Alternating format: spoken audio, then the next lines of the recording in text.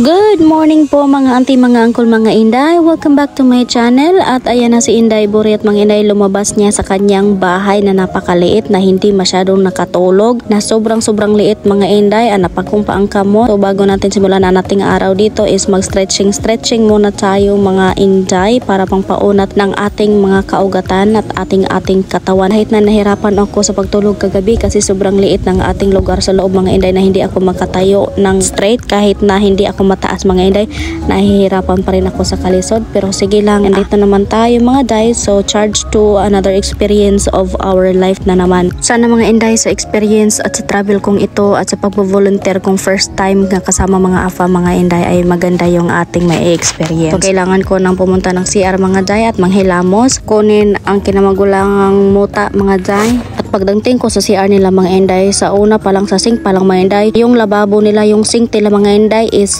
until sa aking boobs na, at yung salamin nila is napakataas. So ako lang talaga yung Pilipino na putot dito mga inday na napakataas lahat ng mga gamit nila. Oy, yung salamin, yung sink, mataas, pero okay lang yan mga inday. Oy, proud tayo na 4'9" lang yung height natin mga inday. Syempre pagkatapos gamit naman tayo ng CR mga day. Pag sulod ko sa CR mga inday, yung towel nilagyan nila dyan sa sahig mga inday. Sabi ko, bakit ba nila nilalagyan ng towel yung sahig mga inday na marumi man yung sahig, tapos yung towel dyan is malinis. Bahala na sila mga inday, basta ako gagamitin ko talaga lahat ko ano man yung nandito mga inday kasi nagbo-volunteer tayo tapos nagbabayad din tayo ng 500 per day. Pero sige lang kung ano lang nandito mga inday, gagamitin natin lahat. Pati yung CR nila dito mga inday, yung unuupaan nila is nakatiking yung paa ko dyan kasi mataas. Gahanap ako dyan ng tissue mga inday kasi hindi ko alam kung saan nila nilagay. Andyan lang pala sa kilid. Yung CR nila dito mga inday, may gabi pa sa sulod mga inday. Laki. Diba? Syempre, may shower din sila. Touchscreen yung shower nila mga inday. Touchscreen. Kaya kailangan ko ring subukan kung kabalo ba ko mo on. Morning mga uncle, mga auntie. How are you? So, welcome back again mga day. And, ngayon, hindi ko alam kung anong gagawin ko ngayon mga inday. Magchika-chika muna tayo day. Kasi hindi ko alam kung anong gagawin ko dito sa Wonderland, dito sa Siquijor. Kasi nagtatanong-tanong ako mga inday kung para saan talaga, anong motibo nila sa pag-volunteer dito. Kasi tinatanong ko yung mas nauna sa akin kung ano ba yung ginagawa nila. Sabi nila na wala lang daw, yung trabaho daw dito is chill lang daw mga inday. Kung nakikita nyo ba yung mga kahoy dyan sa paligid, yan lang yung kinukuha nila, transfer nila ng ibang location. So ang ibang mga ka-volunteer nagtatanong sa akin na ano ba daw magagawa ko dito, ano ba daw yung mako-contribute ko, ano ba daw yung gagawin ko. Sabi ko hindi ko alam. Pumunta lang ako dito na hindi ko alam kung ano ang maibibigay ko o makontribute ko sa community na ito mga inday. Kasi nasa utak ko kasi the reason why na pumunta ako dito sa Siquijor is nakikita ko sila na nagpapakain sila ng mga bata, naglilinis sila sa beaches, gumagawa sila ng ganito. So sa idea ko ba na nag-volunteer ako para tumulong sa ganito mga bagay nila. Tapos yung mga kasamahan ko pala dito mga inday na nag-volunteer is ang mga architect, mga engineer, mga professional mga inday, mga kuan ba. So tinatingnan ko yung mga script nila, yung mga trabaho nila. Sabi ko wow, ang lalaki ng mga maiambag nila sa community na ito, samantalang ako mga inday hindi ko alam kung ano ang maiambag ko. So nalilito ako kung ano bang pwede kong magawa dito, ano ba yung improvement na ibigay ko sa community dito mga inday. So iniisip ko na siguro kapag may activity sila for children feeding, magko-contribute na lang ako ng konting amount siguro mga inday. Kasi yung mga workshop nila dito, yung pag-painting, arts, yung hindi ko talaga, wala talaga akong talent doon mga inday. So nalilito ako. So bukas ngayong araw wala kaming gagawin ngayong araw mga day kasi pahinga daw. Pahinga Monday to Friday yung trabaho 4 hours lang naman, tapos chill lang daw yung mga gawain dito mga day. Tapos ngayon is Tapos, hindi ko alam kung anong magagawa ko. Siguro magsustay na lang ako dito mga Inday. Kasi kahapon, nag-ride kami buong island. Tapos, gabi na kami nakabalik dito. Nag-shower ako ng alas 10 ng gabi. Pero hindi rin ako nakatulog. Tapos, siguro ngayon magsustay muna ako dito. Tatrabaho ako. And, ngayon lang siguro mga Inday. So, we will see kasi 10 araw tayo dito magsustay. Pero yun nga lang, magsustay tayo dito. Nag-volunteer tayo. Pero, nagbabayad din ako ng 500 per day. So, iniisip ko ba, ako na ngayon nag-volunteer. Pero nagbabayad pa. Pero yun yung lahat kami ng mga nag-volunteer dito, mga Inday, nagbabayad. Okay lang, charge for my experience lang din. Kung ano ba talaga ang makukuha natin sa ganitong environment, sa ganitong mga tao. Pero mga Inday, nagpapasalamat ako sa mga comment ninyo na nag-care kayo sa akin, na wag masyadong magtitiwala. Para sa akin mga Inday, kasi bago pa lang ako sa mga ganitong travel na makipaghalubilo sa mga AFAM, sa mga foreigner na friend. So, para sa akin, ang saya na makahalubilo ko sila, makakommunicate ko sila, makausap ko sila ng through English language ba? Kasi napapractice ko din yung English ko mga Inday, bisag kahit na wrong grammar. So, sa kanila baliwala yung grammar. Pinoy lang talaga ang napaka-specific sa grammar mga Jay. So, masaya ako. Ganun. So, para sa akin, nagtitiwala ako agad. Pero so far, wala pa namang nangyayari na hindi maganda. Aside noong andun tayo sa Oslo na Pinoy na nanghusga sa akin na magnanakaw daw ako kasi Pinoy ako, nagka-travel, yung kasama ko is foreigner na isang Italian. So yun, yung video na yun, medyo nasaktan ako nun. Pero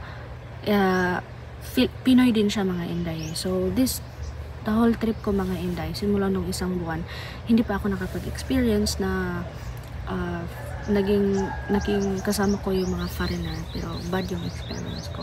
Although may nakakasama ako mga foreigner, may mga AFAM na ang saya-saya nila kasama, lalo na yung last trip natin sa Bohol, ang saya-saya nila. At pagdating ko dito mga Inday is medyo more mature yung mga tao dito kasi nasa 30s pataas na mga Inday. So okay lang, normal na usapan, seryoso na usapan, pero yung banding hindi talaga sobrang close mga Inday. So, nagpapasalamat ako sa inyo mga Inday kasi yung mga comment yun nagpapa-remind sa akin na wag basta-basta magtitiwala, lalo na sa iba't iba yung mga tao yung na-meet ko, na mag-ingat ako.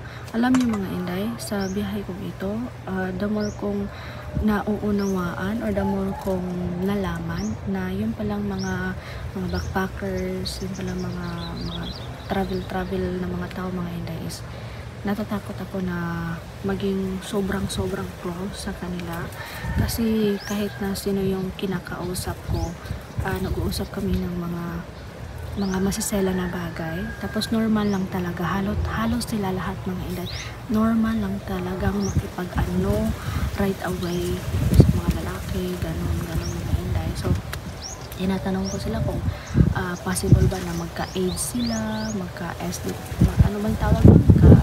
Magka-STD, ganun mga Inday. Kasi may nakakilala ako sa Bohol na until now, bumalik na siya sa kanilang country.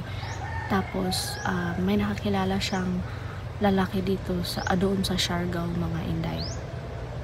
10 days lang sila nagkakilala. May nangyari daw sa kanila.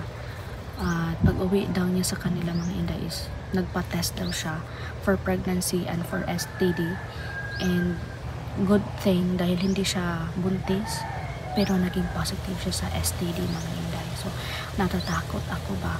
So, natatakot ako na maging close sa kanila baka kasi nanonotice ko kasi mga Inday na yung kapag nagsasalita sila is may mga medyo laway na lumalabas.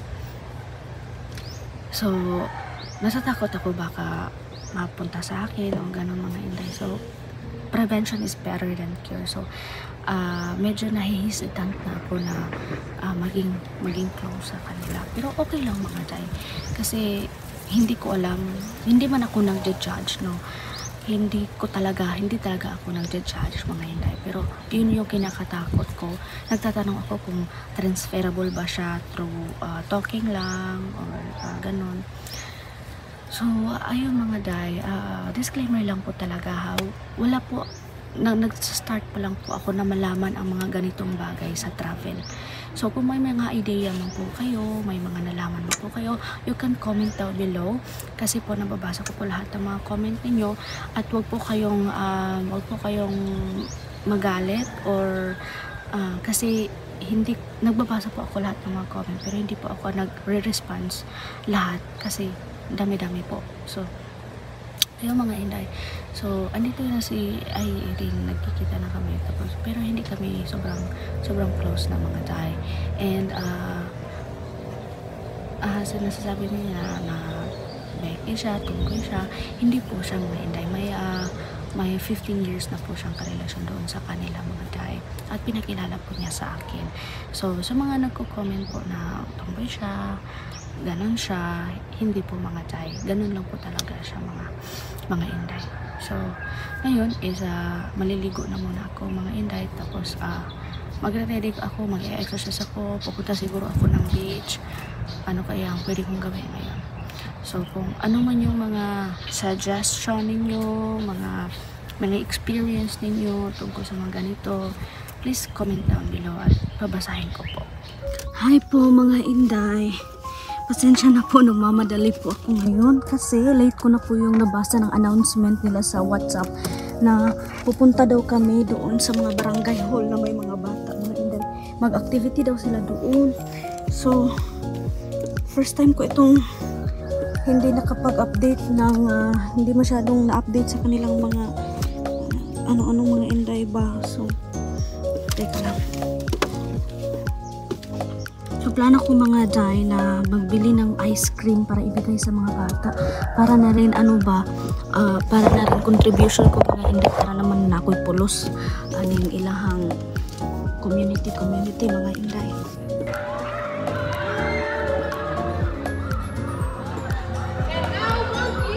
Pagdating ko mga Inday, nagsimula na nga silang maglaro kasama yung mga bata at yung mga AFAM na mga volunteer na kasamahan ko mga Inday, kasi naghahanap kasi ako ng ice cream para maibigay ko sa mga bata. Pagdating ko dito, ito na yung nadatna natin mga Day, na yung mga AFAM para din silang mga bata na nakipaglaro sa kanila. Ito yung pinakaunang workshop na nakasama ko sila mga Inday, na nagpapakain sila, nagpalalaro sila ng bata mga Inday, at sobrang saya kong nakita sila na ganyan. Pero for the first time lang honestly mga Inday, is sobrang weird kasi halos yung mga malalaking tao, yung mga AFAM na nag-e-enjoy, pero yung mga bata mga Inday nag-e-enjoy naman, pero yung ibang mga bata ay nahihiya, kagaya ng batang ito na umiiyak siya mga Day kasi nahihiya siya. So yung kasamahan namin dyan palaging nag-ano niya para hindi siya umiyak. At syempre mga Inday, para may pakinabang naman tayo sa community na ito, at gusto ko din itong ginagawa nila dahil ito ay activity ng mga bata, pero medyo awkward lang sa akin mga Inday nung una, pero kinalauna nag-enjoy ako, lalo na itong bata na tinuturuan ko na susundin niya kung ano man yung gagawin ko. So dito na ako nag-start na mag-adjust mga Inday, na ay baliwala ko na lang kung ano man yung makikita nila sa akin, kung marunong ba akong sumaya or hindi, basta ako nag-enjoy ako, tumutulong ako sa mga bata mga Inday sa community na ito. So para sa akin is a new experience ng mga ganito na sila yung mga kasama ko, pero honestly mga Inday, ibang iba talaga sila sa kasamahan nating mga Pinoy, na wala talaga silang pakialam kung ano man yung gusto mong gawin, gawin mo. Sa kanila mga Inday, baliwala lang talaga sa kanila kung ano man yung ginagawa mo. At yan mga Inday, kung ano daw yung ginagawa namin, dapat sundin daw ng bata. Ayan, naka-adjust naman ako. Okay, mura na cooking ko diha mga Inday, na kailangan sundin ng bata na gano'n, na mura na tagpaka nga napiit. Honestly mga Inday, nag-enjoy ako dito. Wala na akong pakialam kung ano man yung hitsura ko dyan, basta nag-enjoy ako dyan mga Inday. At sabi ng leader, hala sige pa, wag niyong tumigil, wag kayong tumigil, sige para yun. Nagkarate na tani, mura na tani si Jet Li o si Jackie Chan or kinsa ba mga Inday, basta kahit ano lang yung position ko dyan, sinusunod naman ng bata ang tinuturuan ko, kahit nawala itong purpose na itong mga Inday. Ewan ko ba kung anong purpose ng ganitong mga ginagawa nila, anong natutunan ng mga bata nito, parang Kalingaw lang gini inday. At ito na naman tong laro na ito mga inday. Hindi ko alam kung ano bang ibig sabihin ng laro na ito, pero para kami mga baliw dito mga inday na parang kinaganon-ganon yung mga kamay namin na kung sino dumahawakan namin mga inday. Siya daw yung taya pero kahit sino-sino naman yung hinahawak-hawakan namin dyan mga inday. Oy, hindi ko naintindihan tong laro na to pero masaya yung mga bata.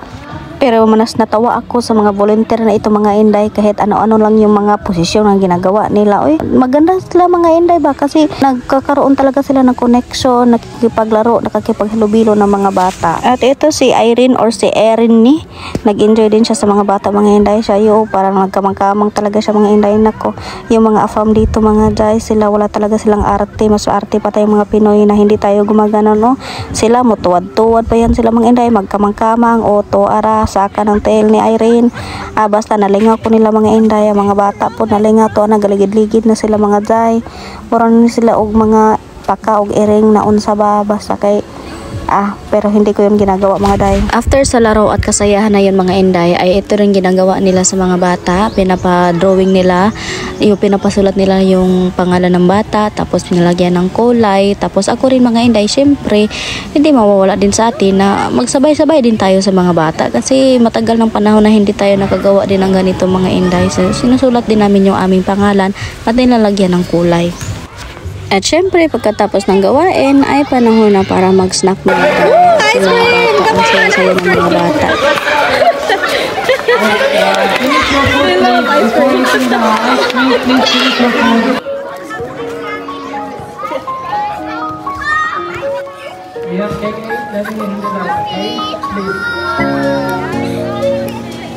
Ayan mga inday, tapos na po kami sa mga bata. Pupunta po kami ngayon sa Paliton Island para mag-lunch together. But I also have a black one and I prefer the black one. Black? Yeah, because you don't see when it's dark. Ayan mga inday. Ako lang wala doon o nag-meeting sila pero hindi ko kayang umattend kasi ang init-init mga day. At ayan mga inday, ready na ang budol fight. Kainan na mga inday. Yeah, mag-content On YouTube? Hey! Siya po si Johnny mga inday, ang lalaki diyang nakahubad. Siya po ang may-ari ng Wonderland na aking vino-volunteer. Listen the lower J. Jen, magpalihog ako sa club. Hungry guy. Yes. That's for the ground. Yeah. That's for the ground. Yeah. That's what's really meant for the ground. Yeah, and they feel like they're still hungry as well. You're insecure. Thank you so much, Rose. Yeah. Go with coconut milk and then the grill. And then who can eat everything, you can eat everything. So this is the chicken. Yeah. This is the chicken. This is This is banana. banana. And this one, Chicken tempura, sorry. chicken tempura. And this one. Siyempre mga inday, kasi ako lang talaga ang Pinoy dito. So magkubit po ta sa ating pagkain, no, day, no? At yan lang po muna ang aking video for today mga inday. Thank you so much. Sana po patuloy po kayo magsubaybay sa aking journey na ito. Maraming salamat po. God bless.